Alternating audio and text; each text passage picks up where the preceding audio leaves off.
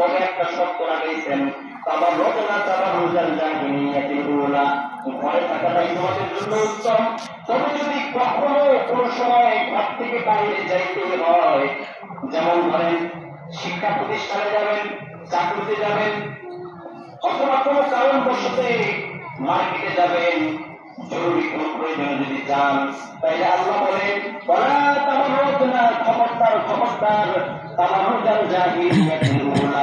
জাহিলিয়াতের মেয়েদের মতো সৎসাহায্য করে কখনো বের হবে না। হ্যাঁ, এরকম ওর নামাজ সিস্টেম অন্যরকম।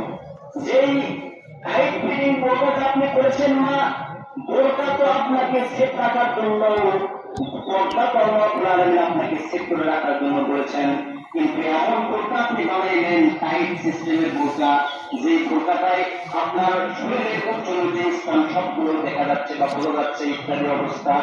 এই বোরকা আপনি না বলে কি বলেন? বোরকা করে জানাচ্ছেন না, বোরকা তো আপনার এমন বোরকা হতে হবে না। আল্লাহ বলেন জাহিলিয়াতের মেয়েদের মতো সৎসাহায্য করে বের হবেন না। যত রকমের সৎসাহায্য আছে ঘরে করবেন, স্বামীর নিকট করবেন, কিন্তু সৎসাহায্য করে কখনো দাঁড়িয়ে বের হবেন না।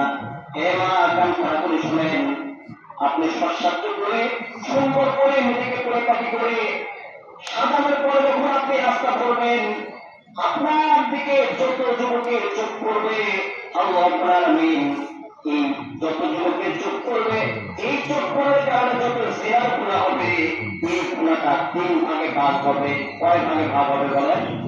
3 ভাগে ভাগ হবে। হে মা, কান খারাপ করেন, আপনি যে অপরাধ করবেন, আপনি যে ব্যবস্থায় চলবেন, এই ব্যবস্থায় চলার কারণে আপনার এই গুনার ভাগ 3 ব্যক্তির কাঁধে চলে যাবে। নাউযুবিল্লাহ বলেন। নাউযুবিল্লাহ। 3 ব্যক্তির কাঁধে চলে যাবে। 1 নম্বর হলো পিতা, 1 নম্বর কি? হে মা, আপনার বাবা যদি বেঁচে থাকে, আপনার বাবার কাঁধে আপনার এই গুনাহ চলে যাবে।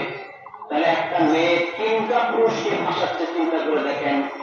1 নম্বর হলো আপনার পিতার কাছে চলে যাবে, 2 নম্বর হলো আপনার স্বামীর কাছে চলে যাবে, 3 নম্বর হলো আপনার বড় ছেলে যে আছে তার কাছে অভিভুক্ত হয়ে যাবে।